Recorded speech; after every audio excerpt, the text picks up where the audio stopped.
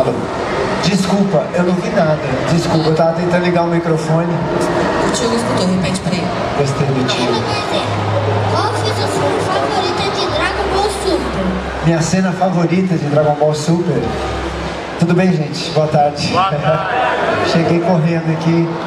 A minha cena favorita... deixa eu ver. Eu acho que foi a primeira vez que o Goku consegue se tornar despertar o Super Saiyajin. Eu achei bem emocionante aquilo, achei bem impactante. Mas tem várias cenas que eu adoro. A primeira vez que ele luta com Vegeta e ele quase dá um finish him ali no Vegeta. Gosto muito da saga Freeza, né? A batalha inteira com Freeza. Gosto muito quando ele se sacrifica. Achei emocionante aquilo. Mas a primeira que me impactou foi essa. Eu sou o Jonathan do canal Rechalá. Eu queria saber pra você qual foi a maior dificuldade, ou qual é, pra dirigir pessoas que não são dubladoras, que nem aconteceu em Dungeons & Dragons, por exemplo. Eu dirijo bastante gente que não está acostumada a dublar, né? Atores, cantores, enfim. A maior dificuldade, eu acho que é deixar a pessoa tranquila, acreditando que vai dar certo. Então, para cada um, você vai sentindo ali como é que funciona. Então, antes de começar a gravar, eu perco uma meia hora conversando com a pessoa e ali eu vou sentindo quais são os medos, quais são os anseios, eu explico como é que vai ser, como é que costuma ser para um dublador. Eu conto uma mentira para eles, que eu falo, não se preocupa com o sincronismo labial. Quero que você se preocupe só com a interpretação e o entendimento da cena, do personagem. É mentira, porque se eles não fizerem as pausas direitinho, falarem no ritmo direitinho, não dá certo. Mas se eu falar que eles têm que fazer tudo ao mesmo tempo, aí vai acabar nada acontecendo. Então, acho que a maior dificuldade é fazer eles ficarem tranquilos e acreditar que vai dar certo. Boa tarde, eu sou o Marcos, do K-Pop News. Um tempo atrás você dublou um anime chamado Tiger and Bunny, onde você é um herói veterano treina um novato. Como foi a experiência de fazer esse anime? Foi muito legal, foi curioso. Uma curiosidade desse anime é que eu tenho o tempo muito apertado, assim, né, no meu dia a dia. Eu tenho muito pouco tempo. Então eu recuso muitas gravações, que às vezes me chamam, me escalam, eu falo, eu não vou ter tempo de gravar e tal. E esse foi o caso, só que era um anime, e aí eles estavam insistindo, e aí eu falei, porque assim, às vezes é um ator que você já dubla e tal, então o estúdio quer bastante que você faça, o cliente às vezes exige, né? E falaram, veio com o seu nome, mas era um anime, e eu falei, mas por que veio com o meu nome? E aí, se eu não estiver falando bobagem, o cara que faz o Tiger, que é o meu personagem, a voz original é o cara que faz o Sanji. Então por isso que já veio com a minha voz.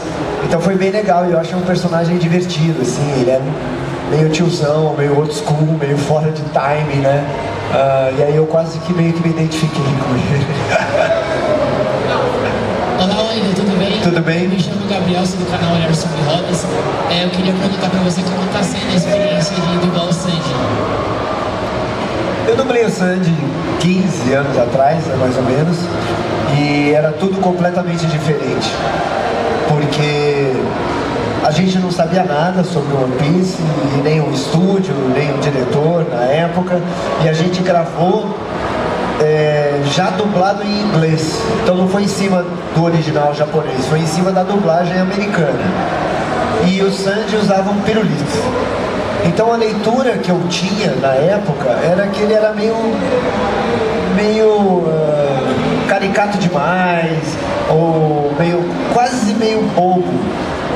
E aí, 15 anos depois, eu fiz o teste, fui escolhido pela Toei, e o Glauco, que é o diretor, né, ele conhece bastante de One Piece, ele conhece a história de cada personagem, aí já tinha o Sanji com cigarro e tal, então a minha leitura do personagem foi completamente diferente, e você vê como eles fazem originalmente em japonês é muito diferente do que a dublagem que eu tinha como referência antes. Então eu adoro o Sanji, fico muito feliz de dublar ele, torço por ele, mas é um personagem que eu acabei deixando a voz dele um pouco rouca, até por causa do cigarro, né? Então eu faço uma coisa aqui meio sem paciência e tal, né? Uma coisa assim. E aí eu me divirto, mas como ele grita pra caramba, eu acabo com a minha voz também cada vez que eu gravo o Sanji. Oi, Wendel, aqui é o próprio Márcio Barros, tudo bom? Tudo bem? Wendel, como é que é conciliar essa sua vida super corrida e pelo crescimento das suas vidas? É desesperador. Porque, enfim, eu tenho que dublar, às vezes eu tenho que dirigir, né, que me deixa preso dentro do estúdio. E eu tenho uma equipe ali de 50 pessoas, né, de parte técnica, parte administrativa, parte artística, parte de produção. E eu tenho que manter todo mundo motivado, todo mundo alinhado, todo mundo cumprindo o seu papel ali da melhor maneira possível para atender aos clientes, né? Graças a Deus a gente tem bastante clientes. E tem a questão de redes sociais, né, que a gente acaba alimentando, não tanto quanto devia. Minha mulher vive brigando comigo, porque eu não faço as coisas. Por isso que eu cheguei filmando aqui, vamos ver se eu faço ali um vlogzinho do dia de hoje. Mas é muito provável que eu esqueça no meio do dia de fazer, e aí a gente briga de novo. Mas assim, sobram algumas noites e alguns finais de semana para eu ficar com as crianças e tal. Então hoje a gente foi numa praça, passeou, almoçou antes de vir pra cá, porque semana que vem eu vou pra João Pessoa, aí daqui a um tempo eu vou pra Salvador. Então tem muitos eventos de finais de semana. Quando dá eu levo eles, mas na maioria das vezes eu tento fazer bate-volta. E eu tento fazer de sábado, porque aí eu vou no sábado, volto no sábado mesmo, e pelo menos eu tenho domingo inteiro pra ficar com eles. Mas é difícil, é desafiador. Obrigado. Oi, Wendel, tudo bem? Tudo bem? Eu sou o Jefferson, do canal do YouTube Conjunto Geek. Eu gostaria de saber como foi rever aquela cena do Jasper, daquele garoto na Galimeraz, durante a pandemia. Cara, é muito engraçado quando me mandam, né? Às vezes me mandam cenas de coisas antigas que eu dublei. Então tem coisas que eu gosto e tem coisas que eu não gosto. Tem coisas que eu acho que não ficaram legais, que talvez eu não dublasse tão bem, sei lá, 30 anos atrás. Não é que eu não dublasse tão bem, a dublagem era diferente 30 anos atrás, 25 anos atrás, né? Assim como o original também, né? A interpretação era diferente. Mas nesse caso do Na Magalhães, eu gosto de ver coisas quando eu era meio criança, assim, porque eu acho que eu mandava bem quando eu era criança. Wendel, Alma Tocou, aqui no Instagram, a sua voz em filmes, Rio-Kendo, que seja, um tom. Quando você faz o Bud, Balastro, outro tom. É difícil lidar com essa diferença? Qual é a manha que é para pegar um programa de televisão meio que normal para uma superprodução? Na verdade, hoje em dia, né, já há alguns anos, eu aprendi a não pensar em como eu vou fazer, onde eu vou colocar a voz. É raro isso. Na maioria das vezes eu vou na vibe da pessoa que eu estou vendo na tela, né? Então, sei lá, o Bear Grylls é um tom um pouco diferente, sei lá, do Buddy Valastro, apesar de eu não mudar a voz, né? É a mesma voz, mas eu vou no tom que eu digo é mais essa energia, a articulação, como se movimenta, qual é a linguagem corporal daquela pessoa. O Goku foi assim, porque a gente dublou Dragon Ball Z em cima da dublagem mexicana, não era em cima do original japonês. Então, o mesmo caso do One Piece antigo, né? Eu pensei, eu não vou fazer como o mexicano está fazendo, porque eu não tenho certeza se é isso. Não era nem julgando ou não, eu não tenho certeza se é isso que ele está fazendo. Então eu fui na figura do Goku, no gestual dele, na vibe dele, na expressão facial, para colocar esse tom de oi, eu sou o Goku, é uma coisa um pouquinho mais elevada assim. Então eu não racionalizo sobre como eu vou fazer, eu sinto e deixo fluir.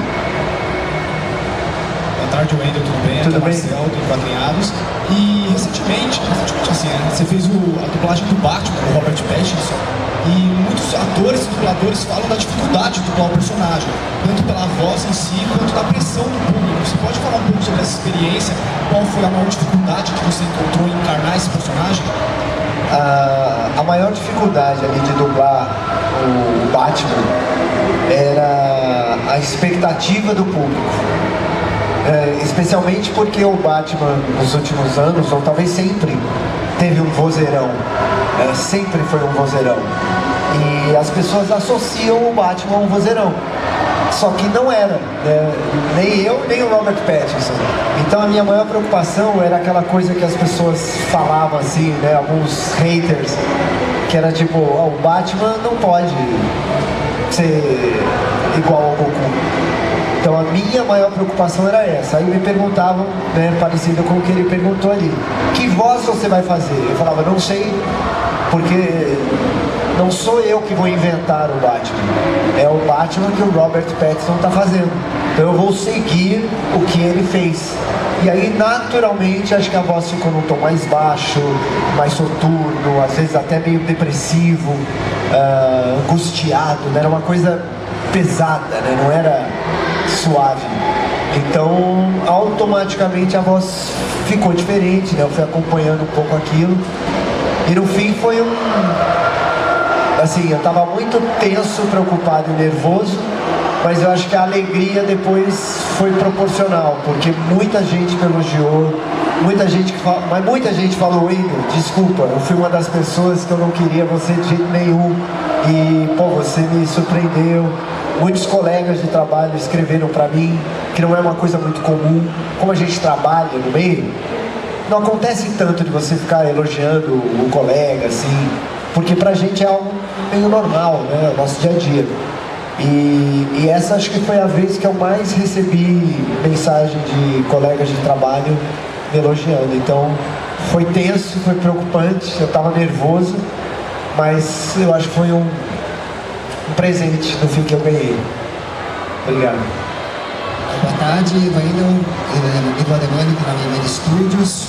Eu gostaria de saber a sua opinião sobre a questão da inteligência artificial, que tem tido uma polêmica muito forte, e principalmente no movimento de dublagem viva.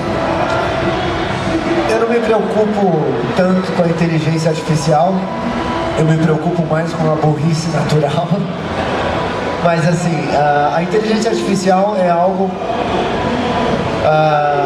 contra o qual eu acho que os dubladores não devem lutar, porque é uma realidade e ela vai acontecer, ela vai se implantar de uma forma ou de outra na nossa profissão.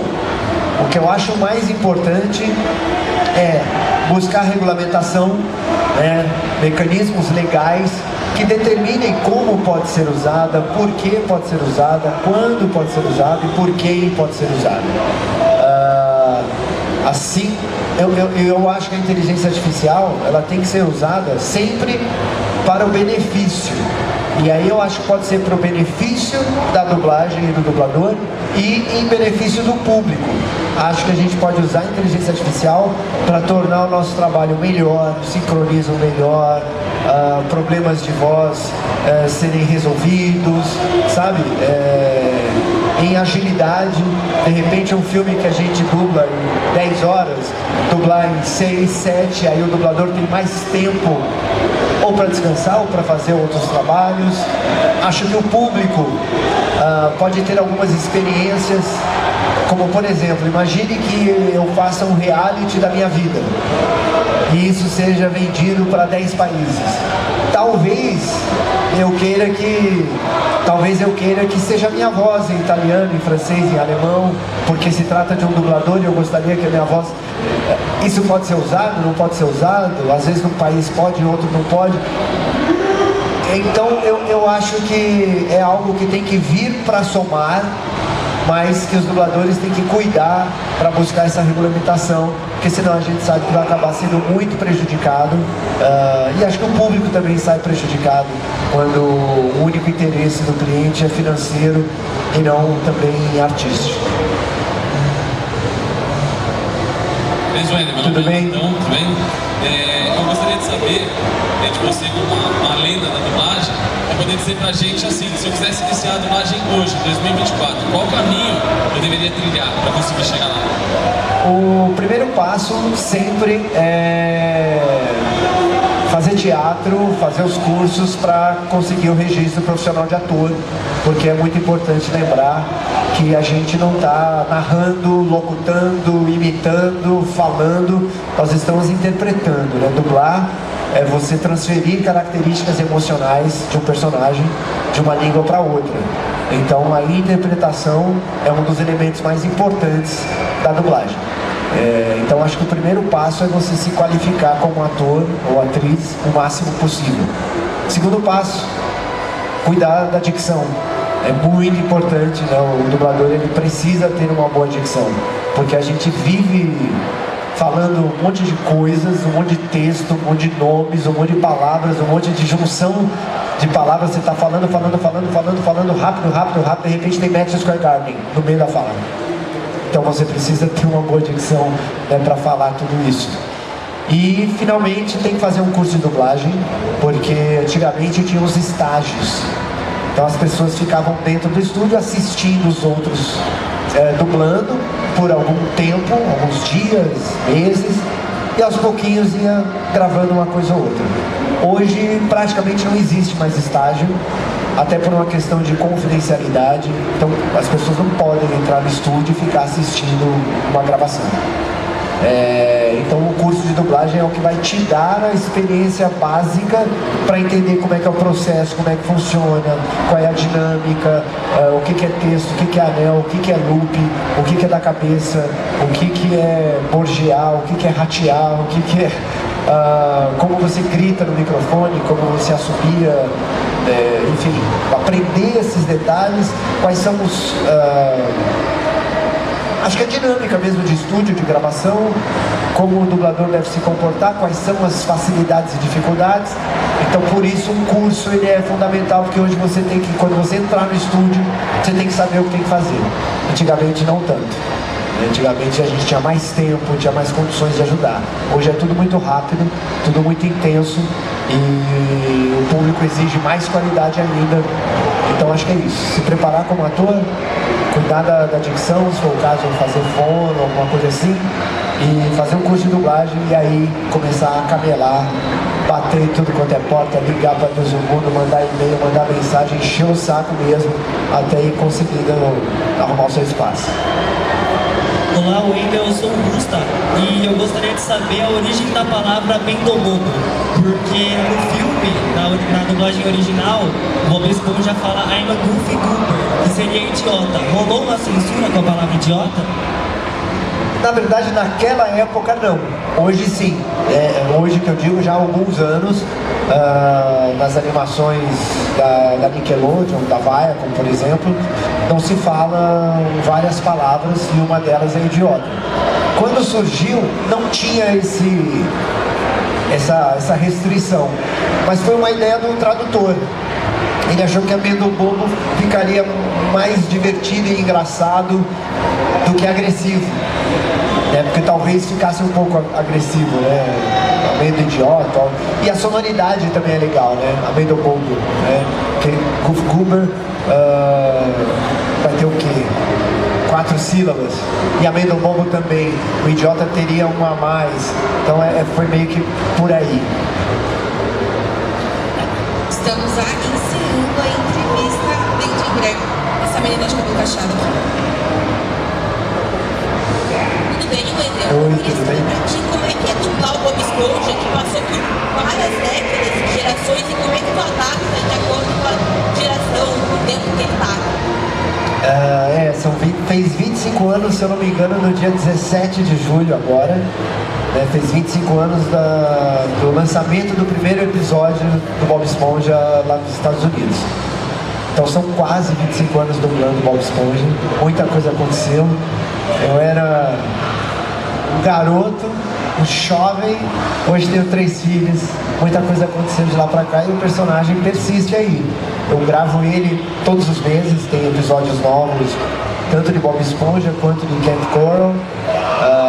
Às vezes ele aparece na série do Patrick e ainda tem os filmes, né, os especiais que saem, né?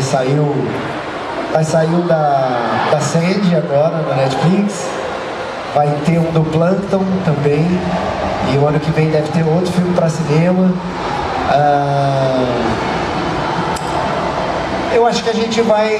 uma das coisas importantes da dublagem é você ir acompanhando exatamente o que vai acontecendo nas gerações, nas pessoas, no país, quais são as palavras que 25 anos atrás não se falava e hoje a gente fala, né? Tipo, hoje você pode falar num episódio, quando o Bob Esponja estiver indo embora, eu posso falar fui!